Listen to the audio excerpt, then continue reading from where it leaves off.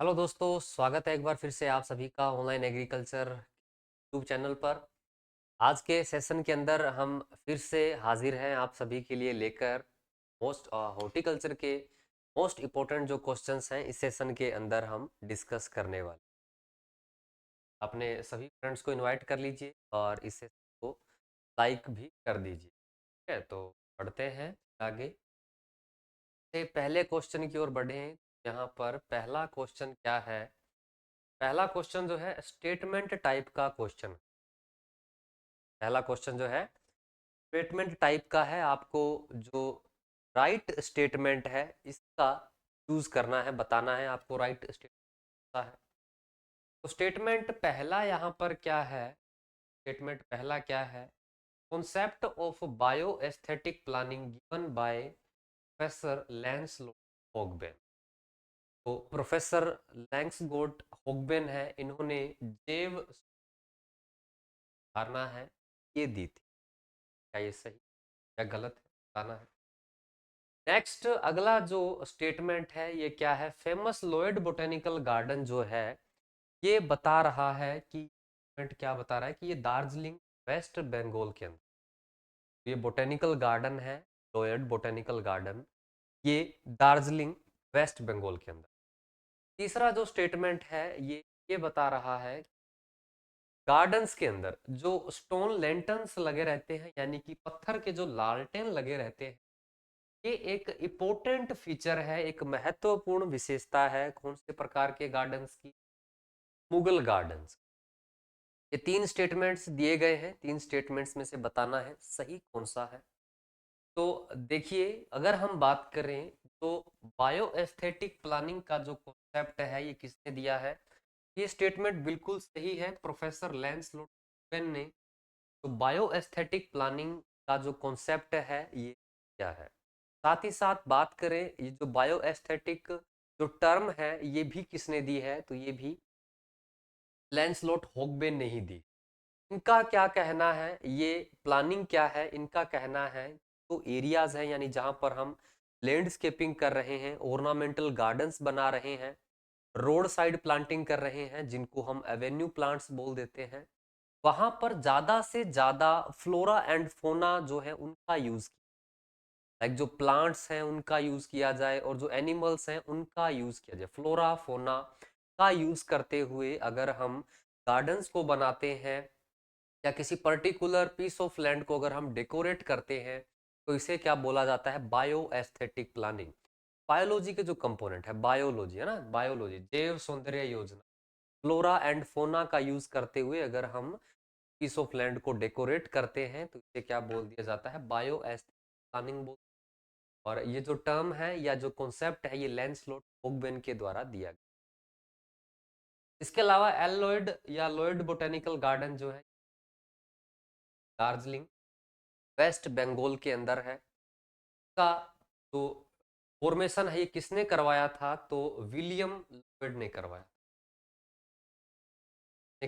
William Lloyd ने इस garden का जो डेवलपमेंट है ये करवाया था। और अप टू 40 एकड़ एरिया के अंदर ये फैला हुआ, 40 एकड़ क्षेत्र के अंदर ये फैला हुआ गार्डन है और ये कहाँ पर है?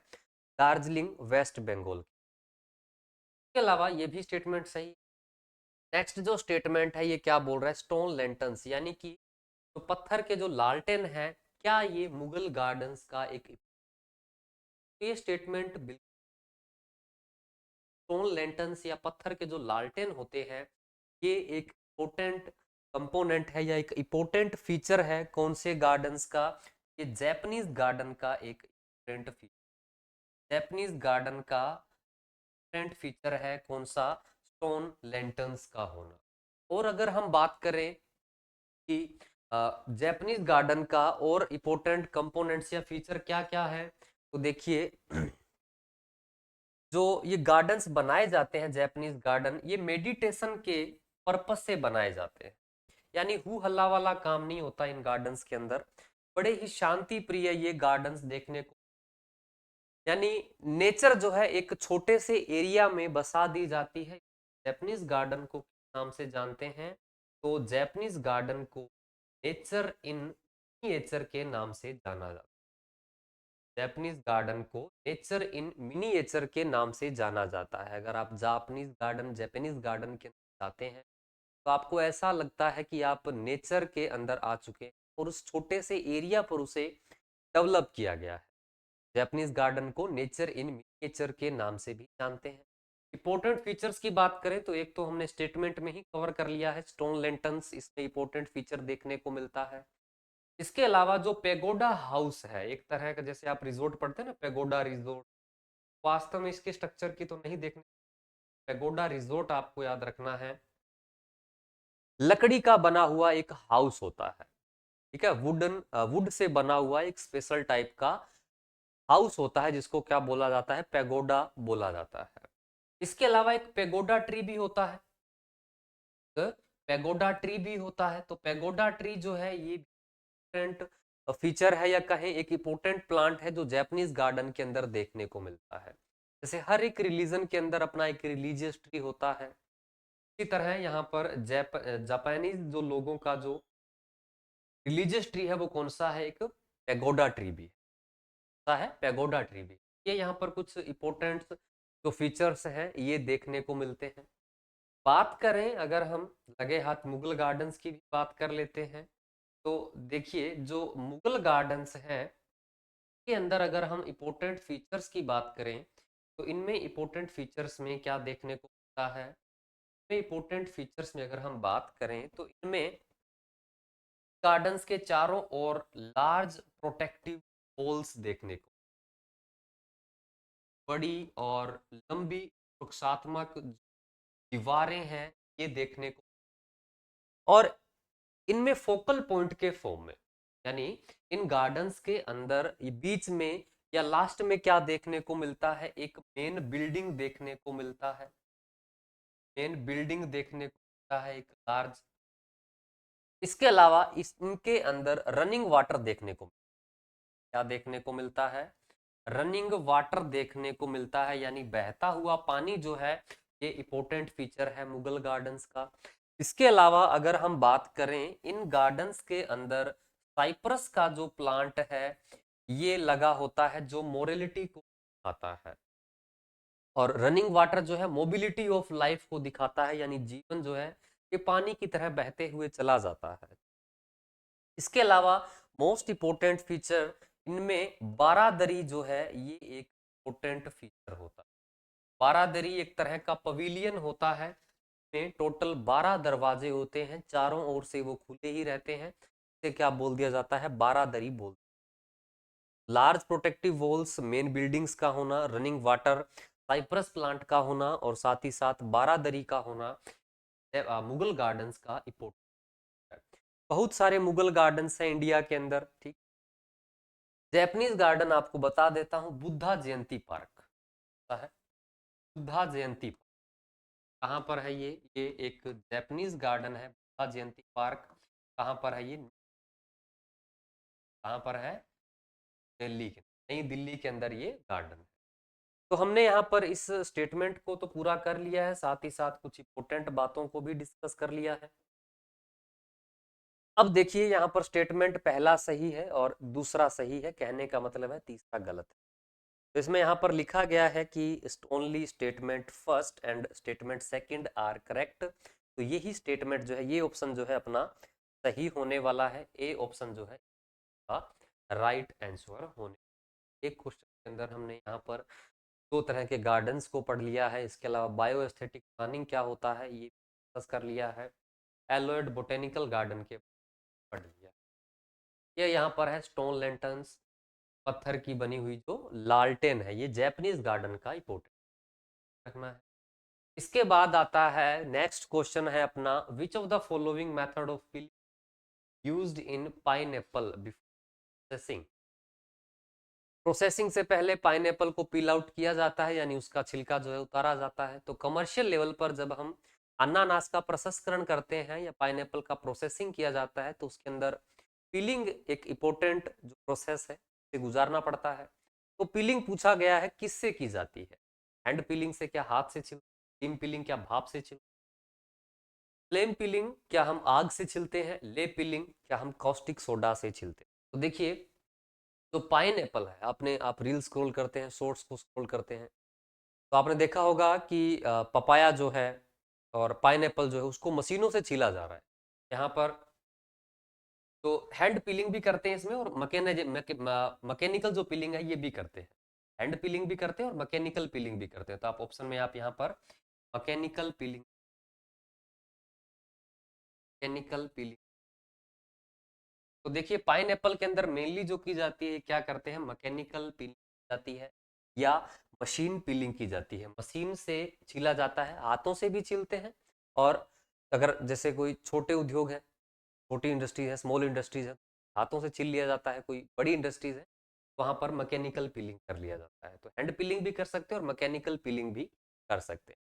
तो इस क्वेश्चन का राइट आंसर क्या होगा, अपना ए ऑप्शन जो क्वेश्चन का राइट आंसर होगा। इसके अलावा हैंड पीलिंग जो है ये किसके अंदर की जा सकती है, तो जो मैंगो है, देखिए सॉफ्ट पल्प के जो फ्रूट होते हैं, सॉफ्ट पल्प के जो फ्रूट होते हैं, उन्हें मेनली किससे छीला जाता है, उसका पीलिंग किससे किया जाता है, हैंड पीलिंग से करते हैं। तो मैंगो के अंदर हैंड पीलिंग किया जाता है। इसके अलावा पाइन एप्पल के अंदर जो हैंड पीलिंग किया जाता है।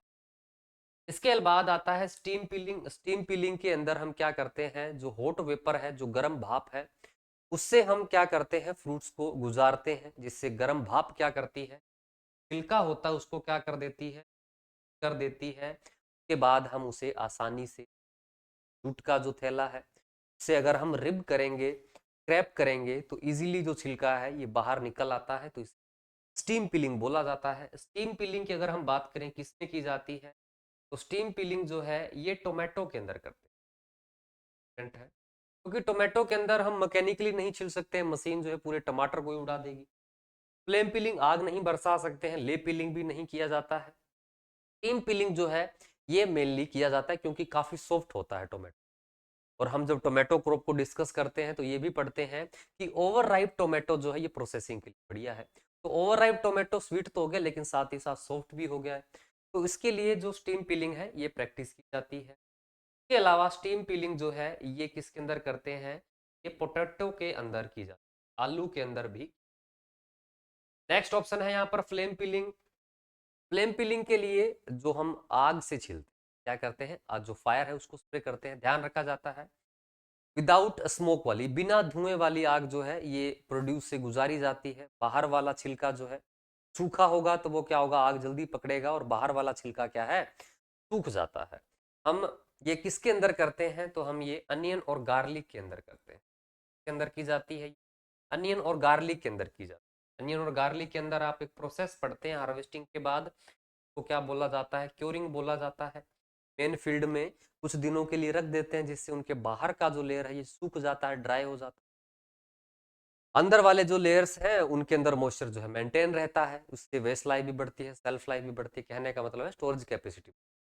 तो क्योर्ड जो अनियन और गार्लिक है इनके ऊपर जब हम फ्लेम बरसाएंगे बिना स्मोक वाली, तो बाहर वाला लेयर तो सूखा हुआ है, इजीली वो जलकर खत्म हो जाएगा। उसको हम कपड़े से पोंछ कर क्या कर सकते हैं, आगे प्रोसेसिंग में काम में ले सकते हैं। अनियन और गार्लिक से क्या तैयार किया जाता है, मेनली जो एक्सपोर्ट करते हैं अनियन और गार्लिक का जो पाउडर है ये काम में लेते हैं। और अनियन की अगर हम वेराइटीज की बात करें जो प्रोसेसिंग के पर्पज के लिए बेस्ट होती है, उनसी व्हाइट कलर की जो वेराइटीज है ये इसके लिए बेस्ट होती है। तो ये फ्लेम पिलिंग करते हैं अनियन गार्लिक के अंदर। फ्लेम पिलिंग की बात करें तो इसके अंदर कोस्टिक सोडा जो है इसका यूज किया जाता है, जो है का यूज किया जाता है। गर्म पानी के अंदर कोस्टिक सोडा डालते हैं और उसके बाद उसमें जो प्रोड्यूस है उसको डाला जाता है, छिलका जो है बाहर वाला सॉफ्ट हो जाता है। तो ले पिलिंग जो है ये किसके अंदर करते हैं, पोटैटो के अंदर किया जाता है। आलू जो है इसके अंदर क्या करते हैं, ले पिलिंग प्रैक्टिस किया जाता है। पाइनएप्पल को किससे छिलते हैं, हैंड पिलिंग भी कर सकते हैं और मैकेनिकल पिलिंग किया जा सकता है। ठीक है, तो इस क्वेश्चन का राइट आंसर क्या होगा, ए राइट होगा।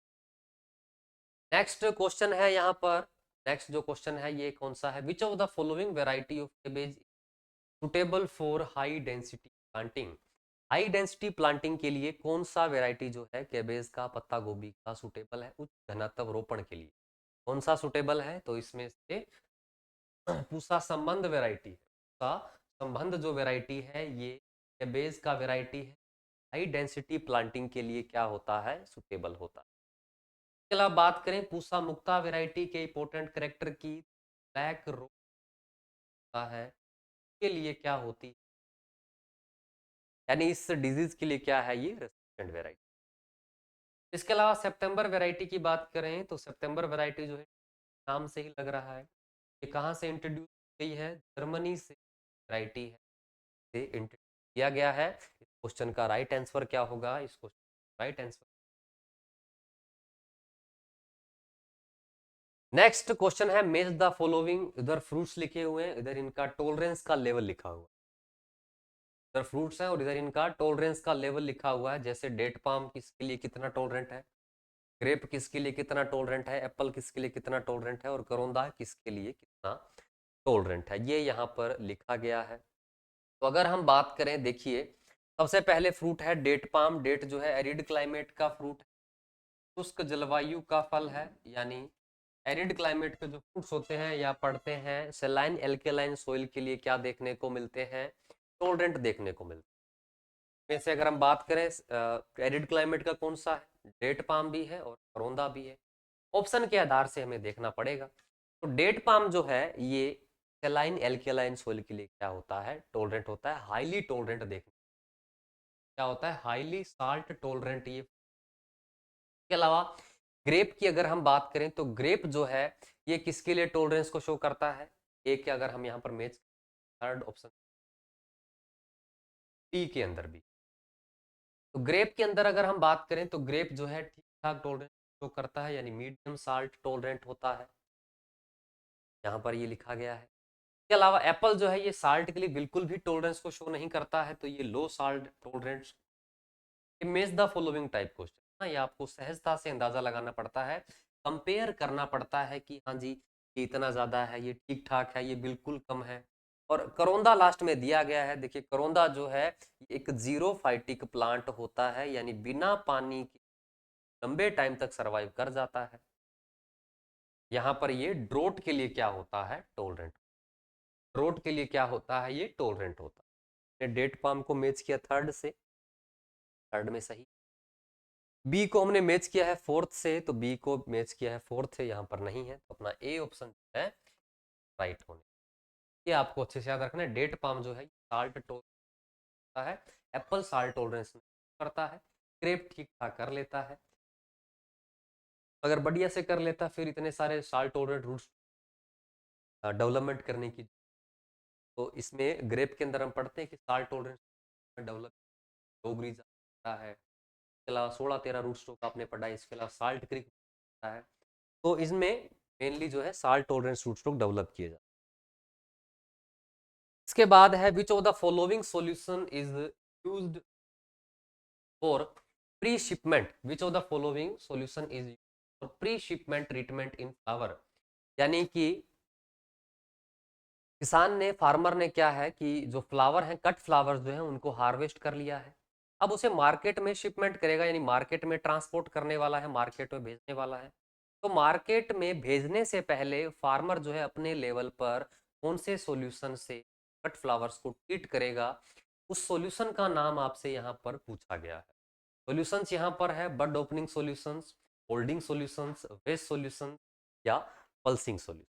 देखिए इन सभी सॉल्यूशंस का जो ऑब्जेक्ट है ये क्या है, कट फ्लावर्स के अंदर सेल्फ लाइफ को इंक्रीज करना है, यानी फ्लावर जो है ये ज्यादा से ज्यादा और लंबे टाइम तक टिका रहे, यानी मुरझाए नहीं।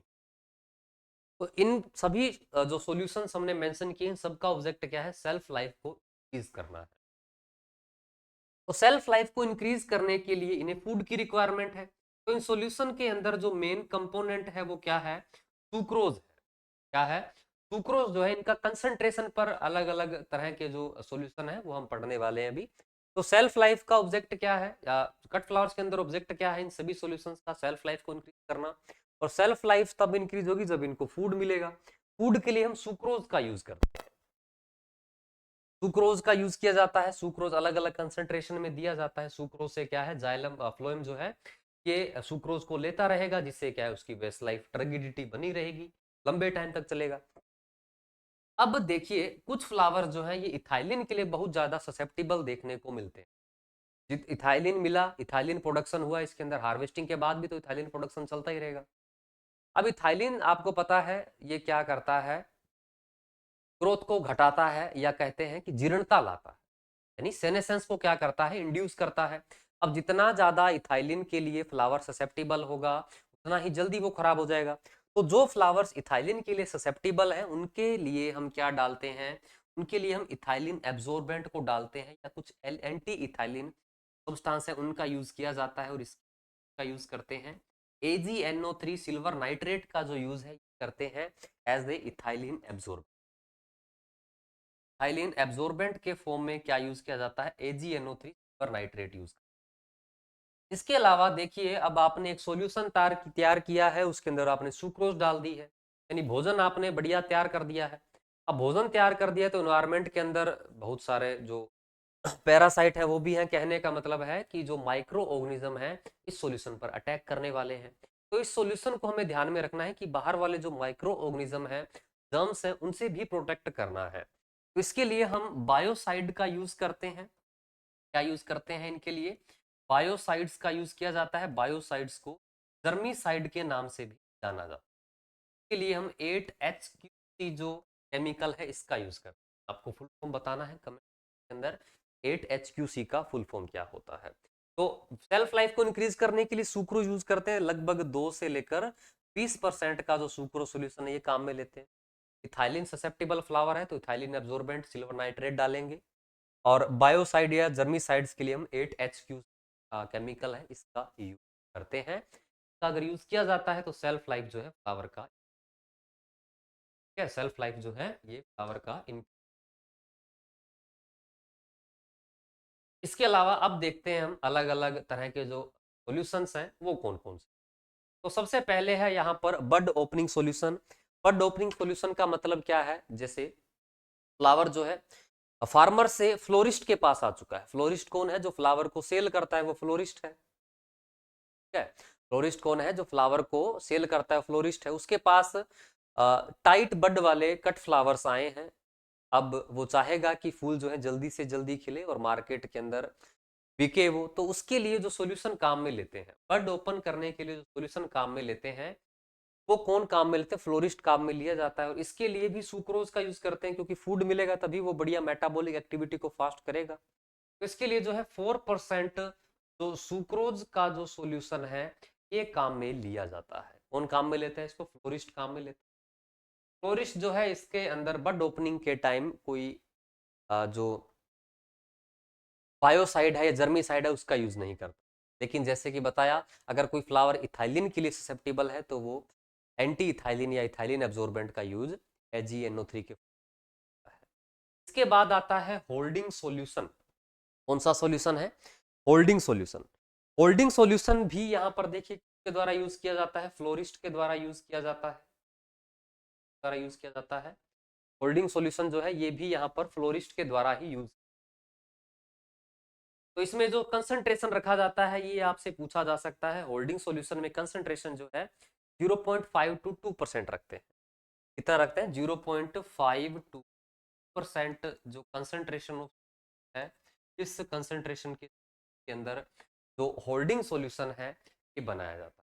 अब होल्डिंग सॉल्यूशन क्या होता है, एक ऐसा सॉल्यूशन है जो फ्लावर को मुरझाने के लिए, कि फ्लावर को क्या है, मुरझाने के लिए रोकता है। तो होल्डिंग सॉल्यूशन जो है ये भी फ्लोरिस्ट के द्वारा यूज किया जाता है। दुकान पे फ्लावर पड़े हुए हैं, अब वो थोड़ी ना चाहेगा कि जल्दी से जल्दी फूल जो है वो मुरझा जाए। वो तो यही चाहेगा कि कट फ्लावर जो है ज्यादा से ज्यादा लंबे टाइम के लिए चले। तो इस केस में जो सॉल्यूशन यूज करते हैं वो होल्डिंग सॉल्यूशन यूज करते हैं। सुक्रोज का इतना परसेंट काम में लेते हैं, 0.5 to 2%। अगर कोई थाइलिन अगर ससेप्टिबल फ्लावर है तो थाइलिन एब्जॉर्बेंट का भी यूज किया जा सकता है। नेक्स्ट जो सॉल्यूशन है ये कौन सा है, वेस्ट सॉल्यूशन। नेक्स्ट जो सॉल्यूशन है ये कौन सा है, वेस्ट सॉल्यूशन।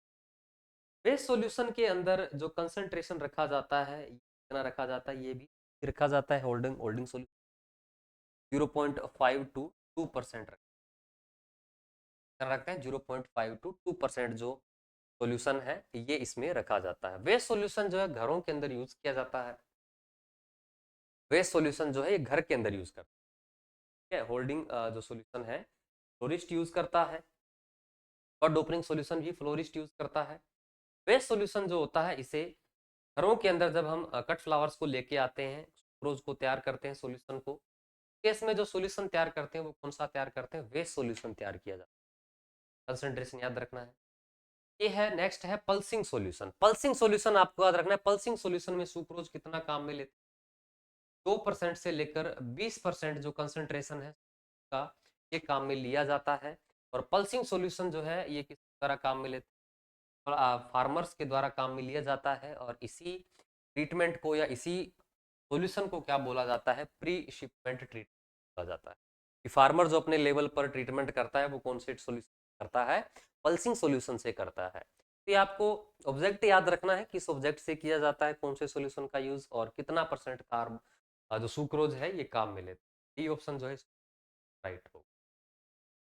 नेक्स्ट क्वेश्चन है, which of the following citrus is mono embryonic. निम्नलिखित में से कौन सा फल जो है मोनो एम्ब्रियोनिक प्रकृति का है। देखिए सारे के सारे सिट्रस जो फ्रूट होते हैं ये कैसे होते हैं, पोली एम्ब्रियोनिक होते हैं, पोली एम्ब्रियोनिक नेचर के होते हैं, यानी एक सीड में कई सारे एम्ब्रियो प्रेजेंट है। सिंपल भाषा में बात करें तो इनके इन सीड्स को अगर लगाया जाएगा तो एक सीड से कई सारे सीडलिंग टर्मिनेट हो जाते हैं, इन्हें पोली एम्ब्रियोनिक बोल देते हैं। अब पूछा गया है कि कौन सा सिट्रस मोनो एम्ब्रियोनिक नेचर का होता है, तो देखिए 3 सिट्रस ऐसे हैं जो मोनो एम्ब्रियोनिक नेचर के, तो दूसरा है सिट्रोन और तीसरा है ताहिटी है ताहिटी लाइम। ये 3 सिट्रस हैं जो मोनो एम्ब्रियोनिक नेचर के होते हैं। इनमें से कौन सा ऑप्शन में दिया हुआ है, सिट्रोन दिया हुआ है, तो सी ऑप्शन इसको राइट होगा। तो ये 3 सिट्रस जो है मोनो एम्ब्रियोनिक नेचर के होते हैं। बाकी सारे सिट्रस कैसे होते हैं, डिप्लॉइड होते हैं, क्रोमोसोम नंबर 18 होते हैं। लेकिन ताहिटी लाइम जो है ये ट्रिप्लॉइड होता है। क्या होता है, ट्रिप्लॉइड होता है। कहने का मतलब है कि इसके अंदर क्रोमोसोम क्रोमोसोम 7 जो कितने होते हैं, 27 क्रोमोसोम देखने को है। तो ये आपको याद कर लेना है।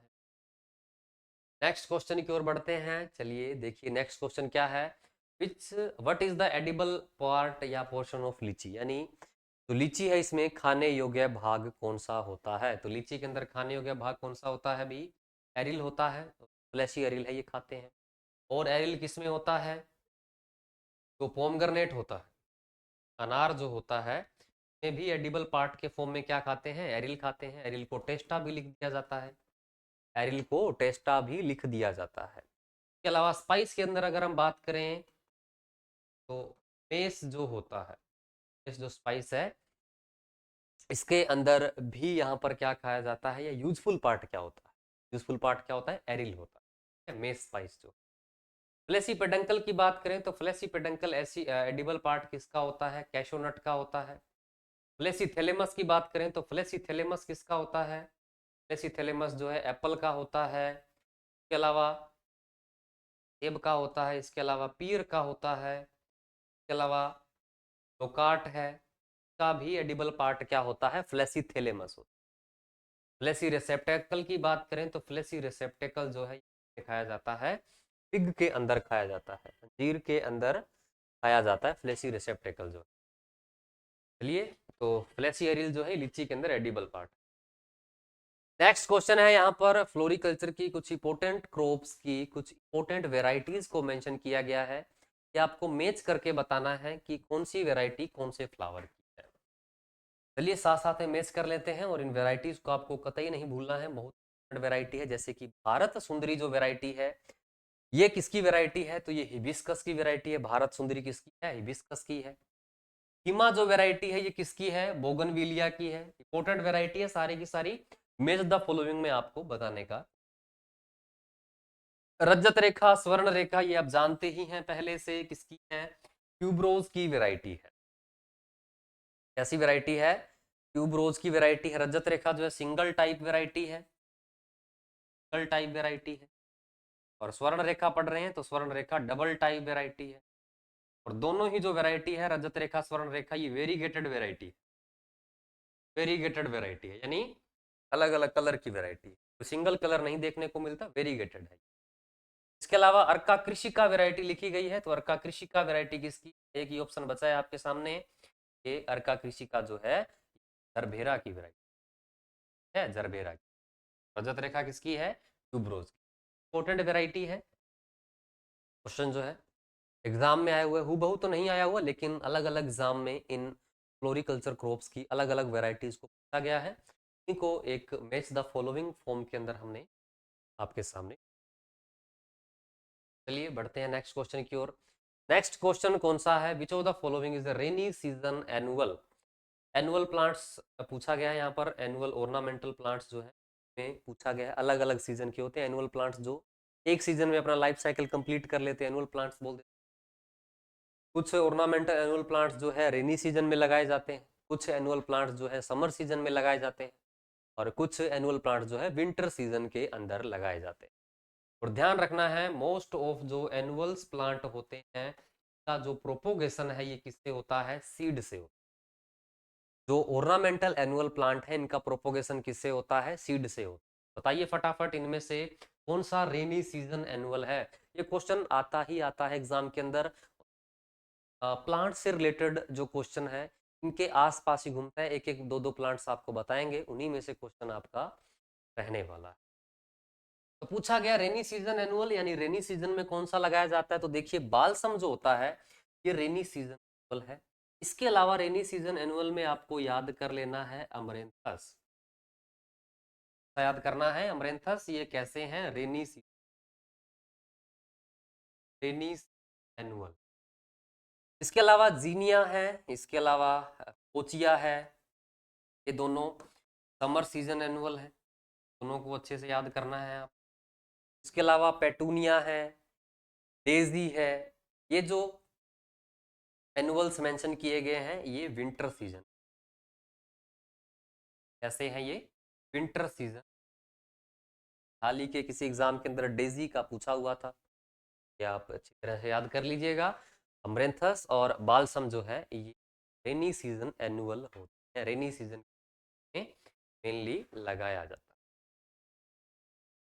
चलिए बढ़ते हैं नेक्स्ट क्वेश्चन की ओर। नेक्स्ट क्वेश्चन कौन सा है, most distracting paste in coconut. नारियल में सबसे खतरनाक कीट है कौन सा। इंपोर्टेंट जो आपकी प्लांटेशन क्रॉप है उनके इंपोर्टेंट जो डिस्ट्रक्टिव पेस्ट है उनको मेंशन किया है क्वेश्चन के अंदर। चार क्रॉप्स के हम जो इंपोर्टेंट इंसेक्ट है उनको पढ़ने वाले हैं। तो देखिए कोकोनट का जो सबसे डिस्ट्रक्टिंग पेस्ट होता है कौन सा होता है, ये राइनोसोरस बीटल होता है, राइनोसोरस बीटल। जूलॉजिकली इसे क्या बोला जाता है, ओरिनोसेटस राइनोसोरस जो है इसका जूलॉजी। बात करें स्पिंडल बग की, तो बताइए किसका होता है स्पिंडल बग। स्पिंडल बग जो है ये रबड़ का, स्पिंडल बग जो है ये रबड़ का एक इंपॉर्टेंट मेजर पेस्ट है।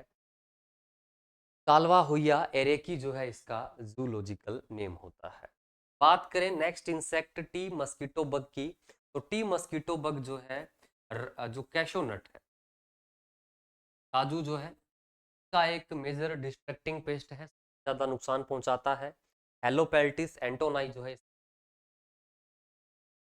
बात करें रेड कॉफी बोरर की, तो कॉफी नाम पढ़ के आप कॉफी का नहीं करना है आपको। तो ये जो इंसेक्ट है ये टी का इंपोर्टेंट इंसेक्ट है, सबसे खतरनाक इंसेक्ट।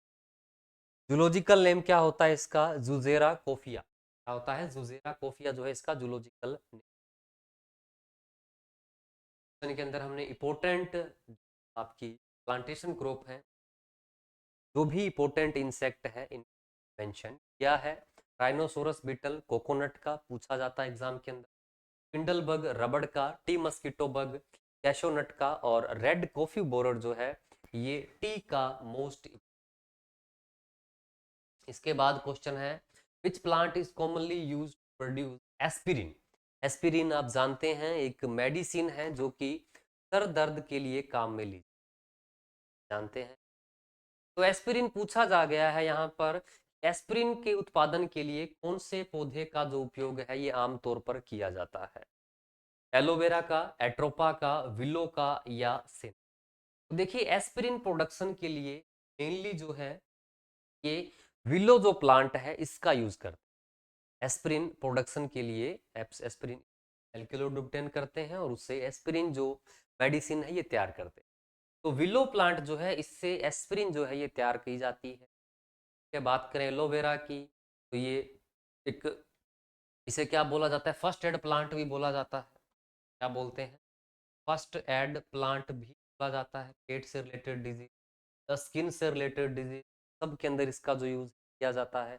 एलोइन ए एलोइन बी जो एल्किलोड है इसके अंदर प्रेजेंट होते हैं। एट्रोपा बेलाडोना एल्किलोड कौन सा होता है इसके अंदर, एट्रोपाइन होता है।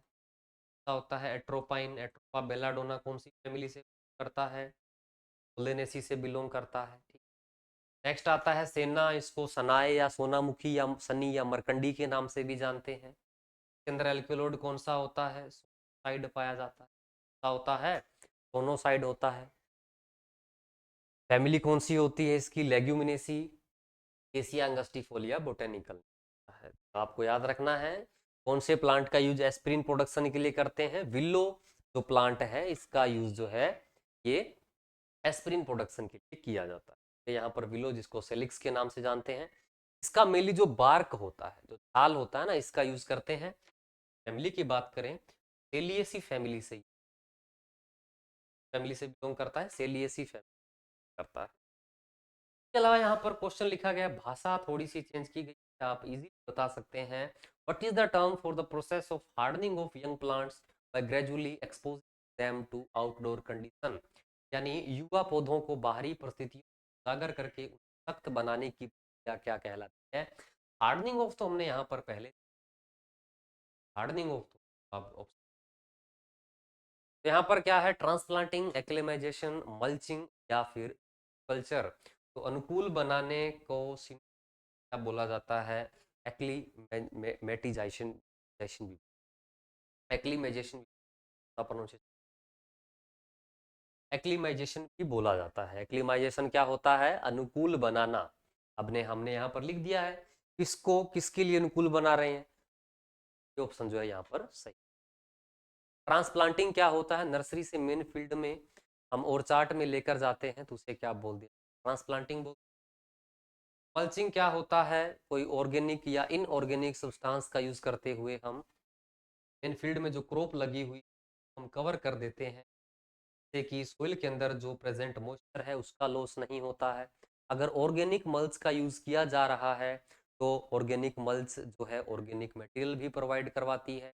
इसके अलावा हमने इसको मल्च से, पूरी सोइल को मल्च से कवर कर दिया है, जिससे कि जो सोइल है ये पूरी तरह से कवर हो चुका है, जिससे कि वीड ग्रोथ भी नहीं देखने को। तो कई सारे बेनिफिट्स जो है मल्चिंग के हैं, हिंदी में इसे पलवार बोल दिया। टिश्यू कल्चर की बात करें तो टिश्यू कल्चर आप जानते ही हैं क्या होता है। टिश्यू कल्चर जो है प्लांट्स का एक छोटा प्लांट पार्ट जिसे एक्स प्लांट के नाम से जानते हैं। एक्स प्लांट के अंदर एक कैपेसिटी होती है जिससे वो पूरे प्लांट को रिजनरेट कर सकता है। कैपेसिटी को बोला जाता है पोटेंसी। इस एक्स प्लांट की हम पोटेंसी को करते हुए लेबोरेटरी के अंदर हम लिक्विड फॉर्म में इस सब को, मटेरियल है जो है इसको अवेलेबल प्रोवाइड करवाते हैं। तो भी पीजीआर सेल डिवीजन के लिए रिक्वायर रहते हैं, साइटोकाइनिन, ऑक्सिन, इन सब पीजीआर्स का यूज करते हैं और एक छोटे से प्लांट पार्ट से एक पूरा प्लांट तैयार कर दिया जाता है, जिसका बोलते हैं कल्चर। कल्चर है। और प्लांट्स को बाहरी वातावरण के अनुकूल बनाना क्या कहलाता है। ये हमारे क्वेश्चन आज के थे। अगर आप किसी एग्रीकल्चर कम्पिटिटिव एग्जाम के लिए प्रिपरेशन कर रहे हैं, अगर आपको स्टडी मटेरियल की नीड है, अच्छे और लेवल वाले स्टडी मटेरियल की नीड है, तो आप ऑनलाइन एग्रीकल्चर ऐप से मटेरियल्स को के अकॉर्डिंग परचेज कर सकते हैं। इसके अलावा हमारा IBPS AFO के लिए जो टारगेट बैच है वो भी का है। इसके अंदर आपको प्रीलिम्स, मेंस और इंटरव्यू का जो प्रिपरेशन है ये करवाया जाएगा। ज़्यादा जानकारी के लिए कॉन्टैक्ट नंबर मेंशन किए गए हैं, आप कॉन्टैक्ट करके जानकारी जो है ले। बाकी आप कमेंट में लिखिए कैसी लगी आज की क्विज। मिलेंगे किसी अनदर सेशन में, तब तक के लिए धन्यवाद।